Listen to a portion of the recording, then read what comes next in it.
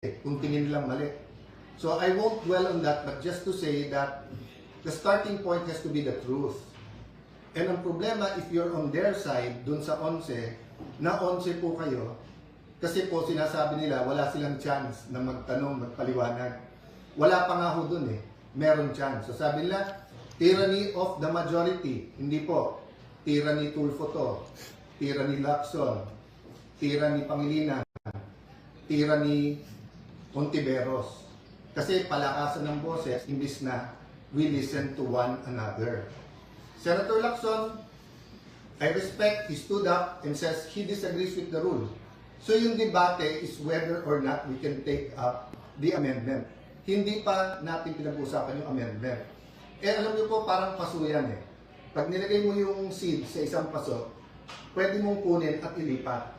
So, bantayan niyo po yung Senado, may tinatawag kaming change of referral. Halimbawa po, nalagay sa Committee on Public Order, tumayo yung chairman ng Committee on Justice the next day, sabi, mali ang referral doon.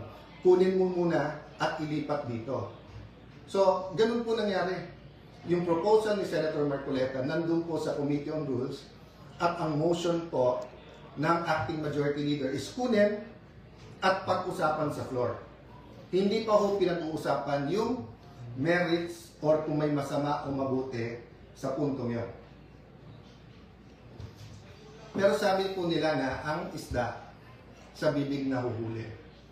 Kaya kita nyo po na, nakita nyo po, yung pala plano all this time, arestuhin, takutin, intimidate ang nasa majority. Either lumipat or ikukulong. So as I said, at the proper time, evidence will come out. I won't go to the merits, demerits. Wala kaming problema na kasuhan. Wala kaming problema na sa korte patunayan kung sila ay guilty o hindi. Ang problema po namin, yung gagamitin yung threat, na pag lumipat ka dito, wala ka ng kaso. Pag diyan ka, tutuluyan ka namin. Eh wala pa nga yung impeachment, ganyan na ang usapan. Ano pa kaya? So again I've communicated this behind closed doors. I've communicated this in rooms like this with the majority, minority. I've communicated it through the social media. I've communicated this with the traditional media. Hindi kami nandito para makipag-confrontation. Hindi kami dito para magbangayan araw-araw. Inayos namin yung impeachment. Kasabay ng impeachment po, inayos namin na may legislative calendar pa rin. Meron pa rin hong pag-aayos. Bakit po? I'll talk about that maybe over the weekend. Yung pong, hindi ang numbers kasi natin, parati tayo nako-confine sa 13-11, sa 12-11, diba, sa 6-7. Kung ano-ano ng numbers eh. Ang importanteng numbers, inflation. Ang importanteng numbers, GNP, GDP. Ang importanteng numbers, productivity ng ating mga magsasaka. Ang importanteng numbers, yung dropout sa eskwelahan. Yung pagtaas ng kaso ng AIDS. Pagtaas ng teenage pregnancy. Ang dami natin kailangang pag-usapan na priorities. So, tatlo ibabalanse po natin. Yung economic crisis, where we have to talk about the quality of life. And when we talk about the quality of life, we have to talk about security. We also have to talk about drugs. When we talk about quality of life, we have to talk about education, health, jobs. Kung sapat yung kita sa taas ng mga presyo at kung may trabaho pa rin ang tao. Yung second, yung impeachment, which will start in early July. But third is the corruption issues katulad ng flood control. So we finished a caucus over lunch and we agreed, subject to some minor discussion pa among our chairpersons and the paperwork, that a subcommittee will be formed sa flood control and Senator Marcoleta will issue the notices on Monday para ituloy na sa Thursday yung flood control scam hearings. It will be impartial and we want the whole truth and not only some truth or some true, some not true to come out. Kung makikita nyo, may conflict na kagad. Sabi ng ombudsman, meron mastermind. Sabi ni Senator Lacson, walang mastermind. Sabi ni Senator Lacson, ito yung mga dapat hindi imbitahin. Sabi naman ni Senator Marcoleta, ito dapat imbitahin. So I'm inviting the whole public, bantayan nyo Senado, in the same manner that we are on trial when we have the impeachment. We also have to hold everyone accountable pagdating dito sa flood control. Which goes to my second point. The Committee on Public Order, dun po na-assign yung May 11 events that for us led to the May 13. And ngayon, kung sino-sino nag-iimbestiga, sabay-sabay po ngayon nag-iimbestiga, nagsistatement sa Senate. DOJ,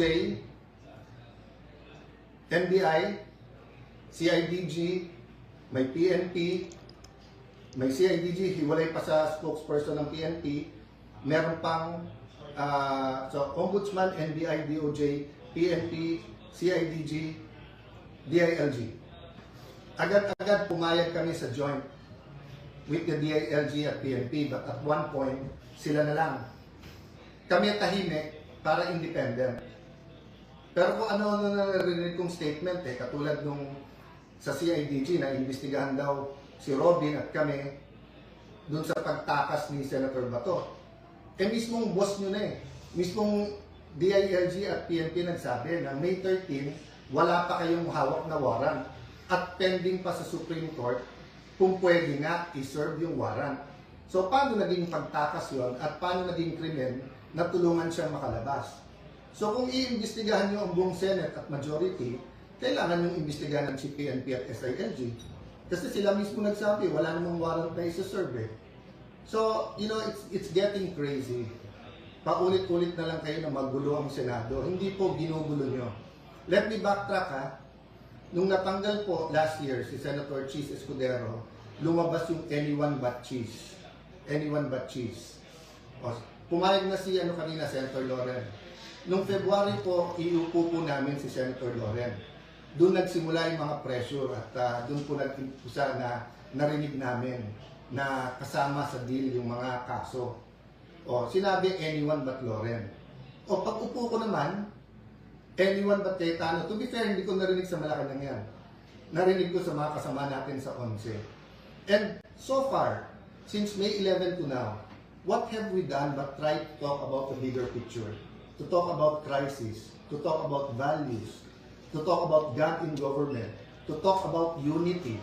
Bakit kayo takot na yung majority na to ay gawin namin ang aming trabaho? Wala naman kami tinatarget Hindi katulad nung inyong dating majority na talagang tinarget ang Senado para pababain yung rating. Again po wala dapat pagtakpan. Wala dapat po from the President, the Vice President, Senators, managot ang dapat managot. Kaya mag-repent na yung mga dapat mag-repent. Pero sobra po naman ata na lahat na ng sisi binibintang sa ilang tao o ilang partido lang. Bakit po ba? Yung taas ba ng presyo ngayon, pagtaas ng gasolina, yung kawalan ng trabaho, handling ng mga cases ng OFW, yung flood control, yan po ay sisisihin nyo sa opposition, yan po ay sisisihin nyo sa majority ngayon. So anyway, that's your privilege. Let's have the hearings, then let people judge. And yun ang advice ko sa 11. Maghanda na rin, mag-attend kayo. So rather than spewing out venom, calling us names, yung basura kasi yung tinatapon nyo, babalik din sa inyo, di ba? So kita nyo, yung mga tinawag nyo na names before is now all over the internet. Rather than debating, the Tuesday night should not have ended that way. There's no need for the walkout. It would have taken us hours. Baka nga Monday o Tuesday pa matapos ang debate sa daming gusto magsalita. Ang problema, you refuse to listen to us. So, let me talk about many more things. What are the important numbers? Why we have to think about our democracy? Why good governance is important? I'll talk about that sa weekend. But importante tonight, matulog kayo na nalalaman, meron kayong gobyerno na hindi sunod-sunuran lang. Meron kayong Senado na lalaban. Meron kayong Senado na hahanapin ang katotohanan.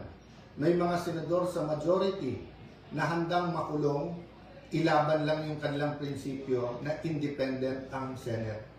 Tuloy-tuloy po ang intriga, kaya tuloy-tuloy din po ang pagmi-meeting namin. But our country is worth it. So if you ask me what can you do for us, pray for us. No, pray that we stick together, that this majority will be given a chance. But pray then, di ba, na walang cover up kahit sino man. Di tayo pwedeng parang fraternity sa college na pag may rumble na, wala na akong pakialam kung sino tama at mali, basta kampihan na lang yung brad natin kasi rumble na. Hindi po. If we love God, if we love our country, if we love the Senate, hindi pwedeng blind ang ating pagsuporta sa kahit anong grupo. No? So say a prayer, and habang may oras pa, yung gumagamit ng reins of power, no, for their own purposes. You know, this kind of miscalculation, sabihin nyo, may makukulong, may makakasuhan, we can make your life a living hell. You know, again and again in history, tignan nyo how it ends, di ba? So dapat po, you know, we work towards having the righteous rule. So does that mean palitan ng palitan? Hindi po. Pray for those who nakaupo. Kasi kahit naman po yung apostles, di ba? Si Apostle Paul was killing Christians. Nagamit ni Lord. Oh, so ang dami-dami pong example kung saan ang tao na hindi righteous ay pwedeng maging righteous by simply repenting, asking God for revival, restoration, asking God na malinaw kung ano tama at mali. Let me end on a positive note. We're willing to work with the 11. Sila lang naman nagsasabi na this will not work unless tanggalin nyo si Cayetano. Kung ako lang problema, no problem. Ang problema, pangatlo na ako eh. Anyone but Escudero, anyone but Legarda, ngayon anyone but Cayetano. So sinong susunod? Basta't hindi sunod-sunuran sa inyo at sa agenda nyo, dinideny nila may agenda na palitan ng konstitusyon. But the reality is, in 2023, di ba, muntik na matuloy, it was 23 and 22, 24, di ba, itutuloy na talaga yung PI eh. Di ba, so hindi mamatay-matay yung mga issue na to because meron po talaga. So yung corruption, we can change as a nation. But we have to expose and we have to punish the right people. Good afternoon, have a good weekend, and whether tomorrow or Sunday, I'll talk about more details. Again, pray for the majority and abangan. And sana po yung mga witnesses, lakasan nyo po loob nyo rin. No? Sama-sama po. Basta ang kailangan lang, hindi pwede mag-witness yung magsisinungaling. Magsabi lang po parati ng totoo. God bless you po. Magandang hapon.